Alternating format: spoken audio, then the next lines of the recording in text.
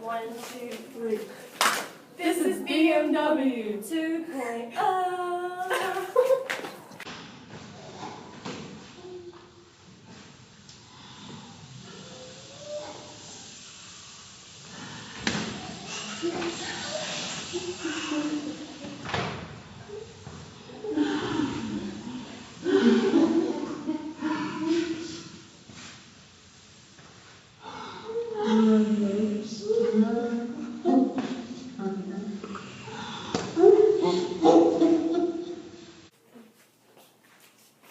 Oh, hi. I didn't see you there. I'm Britton Williams. I'm Michaela Williams. I'm Whitney Pierce. And I'm Ray Mox.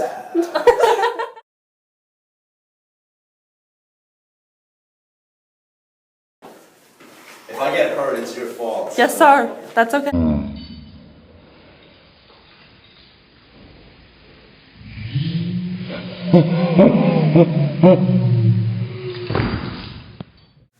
Political scandals and the clash of conservatives and liberals. The first major Democratic Party clash was in 1968 when the Democratic National Convention took place. At this time period, the counterculture movement was also taking place, so there were countless protests going on to support copious movements.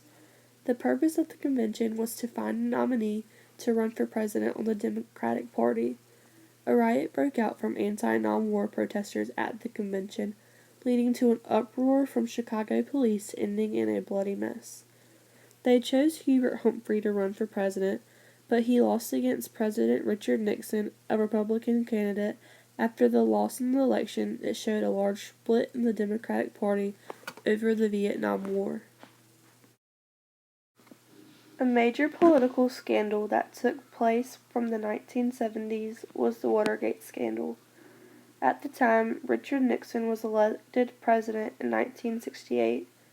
Nixon was in charge of putting an end to the Vietnam War by withdrawing troops from South Vietnam for a period of time. Before he was elected president, he had a group called CREEP who he hired to secretly raise campaigning funds by any means. When Nixon was re-elected, suspicion came into play, and Nixon was accused of using illegal standards to become re-elected. Copious people that helped Nixon get re-elected into presidency were put into jail while Richard Nixon was impeached from office. Barry Goldwater was a senator for Arizona and was also the Republican nominee for the election of 1964. Many of Goldwater's ideas, along with Ronald Reagan's, are what were used to revive the conservative movement in the 1960s. At the time, Barry Goldwater wrote numerous books to explain his ideas and beliefs of a conservative, with his most famous book being called The Co-Science of a Conservative. The liberal movement began to take a drastic downfall after the assassination of John F. Kennedy. The New Left was formed, which was a group of liberals who wanted to reform many social issues. Conservative activists reacted, causing a rise of the conservative movement and an end to the New Left and the diminishing of the counterculture movement. In the 1980s, Ronald Reagan would start a Reagan Revolution, regaining the nationalistic pride in America again.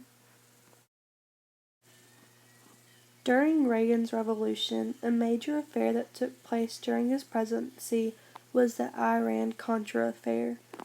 This was when the Reagan administration was giving Iran military support in hopes to free American hostages in Lebanon. Reagan was rumored to be impeached but was able to remain president when others took the blame for the illegal activity that had previously been going on. This is a political cartoon from the 1980s showing that Reaganomics' idea for a state government was weighing more on the people as a whole. Federal government was not as popular and was less supported by the country. Question 1. What was the New Left?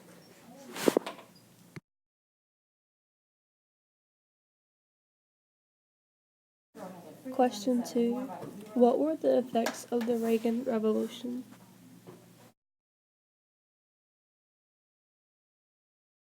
And finally, question 3. What was the Watergate scandal? This is my bibliography. These are the sources that I use for my documentary.